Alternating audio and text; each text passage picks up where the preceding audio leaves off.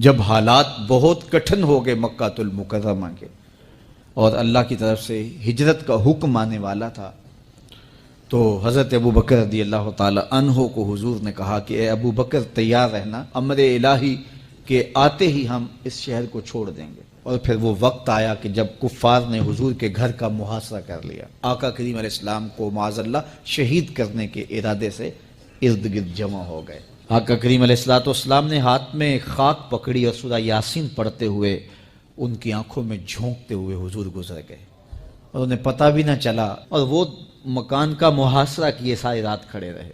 صبح بستر سے حضرت علی المرتضیٰ اٹھے، اللہ اکبر۔ تو آقا کریم علیہ السلام نکل گئے اور حضرت ابو بکر صدیق کے گھر تشریف لے گئے۔ اب دروازے کو دستک دینے لگے تو آواز آئی، حضور میں حاضر ہوں۔ حضرت ابو بکر صدیق تیار کھڑے تھے، تو کہا ابو بکر تم تیار ہو؟ کہا حضور آپ نے کہا نہیں تھا کہ تیار رہنا، کبھی ہجرت کا حکم آ سکتا ہے تو میں تو اس دن سے ہی تیار رہتا ہوں کہ کب حضور آئیں اور جو فرمائیں میں وہی کروں۔ اور پھر وہاں سے لے کے حضور کو وہاں تک گئے، اور جبل سور کی چوٹی پر وہ غار ہے، اللہ اکبر، اس غار میں جانے سے قبل حضور کو باہر بیٹھنے کا کہا۔ عرض کی حضور ذرا میں غار کے اندر کے ماحول کا جائزہ لے لوں۔ غار کے اندر اترے، پہلے اس کو صاف کیا غار کو، پھر دیکھا جگہ جگہ سوراخ تھے، تو اپنا امامہ پھاڑ کے قمیض اتار کے اس کے ٹکڑے کر کے ان سوراخوں میں کپڑا دے دیا۔ 2 سوراخ ایک روایت کے مطابق، اور ایک روایت کے مطابق 1 سوراخ بچ گیا، اس میں اپنی ایڑی رکھ دی، اور پھر آواز دی جان عالم اندر تشریف لائیے۔ تو آقا کریم علیہ السلام غار میں چلے گئے تو سیدنا صدیق اکبر رضی اللہ تعالی عنہ نے اپنی گود میں آپ کا سر رکھا اور حضور لیٹ گئے۔ اللہ اکبر، کیا منظر ہوگا! صدیق اکبر نے حضور کو دیکھا اور جی بھر کے دیکھا، اور ایسا دیکھا کہ کوئی اور شریک بھی نہیں تھا۔ یہ واقعہ حضرت سیدنا عمر سے روایت ہے، کتب صحاح میں ہے، اور حضرت عمر رضی اللہ تعالی عنہ یہ بات بیان کرتے ہوئے رو پڑے، اور آپ کہا کرتے تھے کہ ابو بکر یہ غار والی نیکی مجھے دے دیں اور میری ساری زندگی کی نیکیاں لے لیں۔ اللہ اکبر۔ تو حضور علیہ السلام حضرت ابو بکر صدیق کی آغوش میں ہیں۔ اب ہوا کیا کہ سانپ نے جب ہر راستہ مسدود پایا تو خیر وہ اس راستے پہ پہنچا جہاں انسانی گوشت نظر آیا، تو سانپ نے پھر ڈنگ لگایا۔ سانپ کا ڈنگ اچانک، تو انسان تو کپ کپا کے رہ جاتا ہے، اچانک تو چیونٹی کاٹ جائے تو انسان کپ کپا کے رہ جاتا ہے، چھپکلی گر جائے اچانک تو بندہ اپنے وجود کو جو ہے وہ متوازن نہیں رکھ پاتا، تو نیچے سے سانپ اور وہ ڈنگ لگا رہا ہے۔ لیکن لفظ سنیے، یہ حضرت عمر کی روایت ہے کہ حضرت سیدنا صدیق اکبر نے اپنی ٹانگ کو جنبش نہیں آنے دی، مخافت ان یتنبہ رسول اللہ، اس ڈر سے کہ کہیں حضور بیدار نہ ہو جائے۔ ساری توجہ ادھر رہی، بے اختیار آنکھوں سے آنسو ڈھلک پڑے، درد کی شدت اتنی تھی، اور آنسو گرے تو حضور کے رخسار پہ۔ آقا کریم بیدار ہو گئے۔ بیدار ہوتے ہی میرے حضور نے کہا مالک یا ابا بکر، ابو بکر کیا ہوا؟ تو یہ ہوتی ہے ہنگامی صورتحال۔ ہنگامی صورتحال میں کسی کو پکاریں یا کسی کو کوئی جواب دیں تو مروجہ آداب کی رعایت کے ساتھ جو لفظ بولے جاتے ہیں وہ ترک کرنے پڑتے ہیں۔ اس مائک میں کرنٹ تھا تو میں قریب ہونے لگا، تو آپ نے مجھے متنبہ کرنا تھا، تو میرے ساتھ آپ بہت پیار کرتے ہیں، بہت محبت کرتے ہیں، تو آپ نے اگر مجھے یہ بتانا ہو کہ اس میں کرنٹ ہے اور اگر آپ نے منہ قریب کر لیا تو آپ کو نقصان پہنچ سکتا ہے، تو میرے نام کے ساتھ 20 القاب لیں گے؟ آپ نہیں لیں گے، آپ جلدی جلدی جو ہے وہ مجھے کہیں گے جناب یہاں کرنٹ ہے، تو میں یہیں سے رک جاؤں گا۔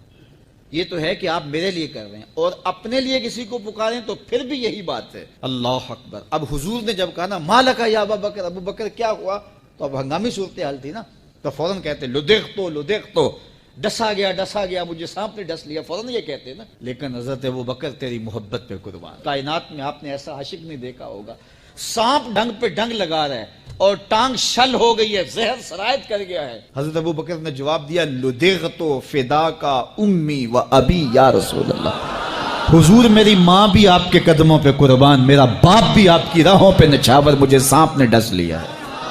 تو اس مشکل وقت کے اندر بھی ادب کا کرینہ نہیں چھوڑا۔ جب معراج کا واقعہ ہوا تو یہ بہت عجیب و غریب واقعہ تھا۔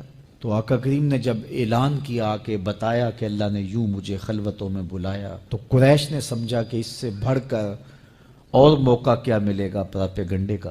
تو کہا ابو بکر کوئی نئی بات سنی ہے؟ کہا تم سنا دو۔ کہا اگر کوئی کہے کہ رات کی مختصر تنہائی میں مسجد حرام سے مسجد اقصیٰ تک پہنچا ہوں، پھر وہاں سے واپس بھی آ گیا ہوں، تو بات ماننے میں آتی ہے؟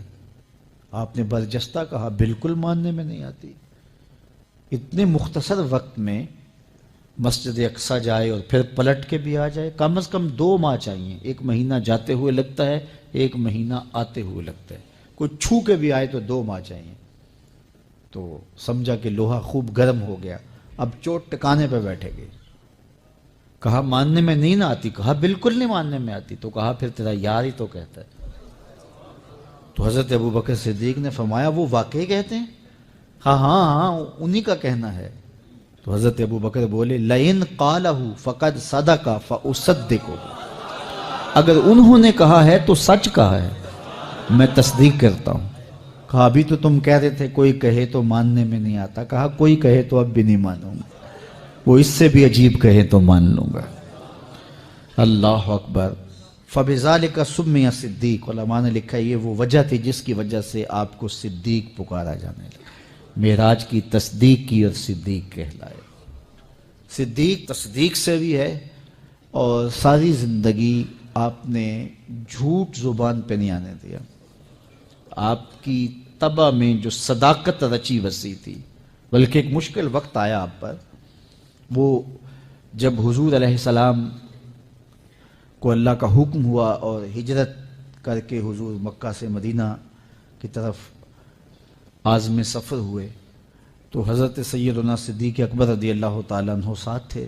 مکہ المکرمہ سے جو مدینہ المنورہ ہے وہ شمال کی جانب ہے، اور غار ثور مکہ المکرمہ سے جنوب کی سمت ہے۔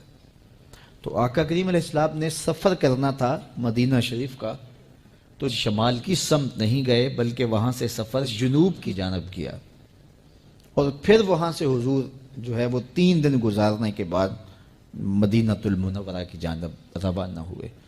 یہ سارے ادھر ڈھونڈتے تھکتے رہے اور حضور وہاں آرام کرتے رہے، اور 3 دن کے بعد جب ڈھونڈ کے ان کو کچھ نہ ملا تو آقا کریم وہاں سے نکلے اور سیدھا مدینہ المنورہ کی جانب عازم سفر ہوئے۔ انہوں نے 100 سرخ اونٹ حضور کی گرفتاری کے لیے انعام رکھا ہوا تھا۔ تو مختلف قبائل کے لوگ حضور کو ڈھونڈنے کے لیے نکلے تھے کہ بہت بڑا انعام ہے، 100 سرخ اونٹ ملیں گے۔ ایسے لوگ بھی تلاش کر رہے تھے جو حضور کو جانتے نہیں تھے۔ تو راستے کے اندر حضرت ابوبکر صدیق سے کوئی شخص ملا اور اسے شک پڑا کہ جن کو میں ڈھونڈ رہا ہوں کہ وہ کہیں یہی نہ ہو۔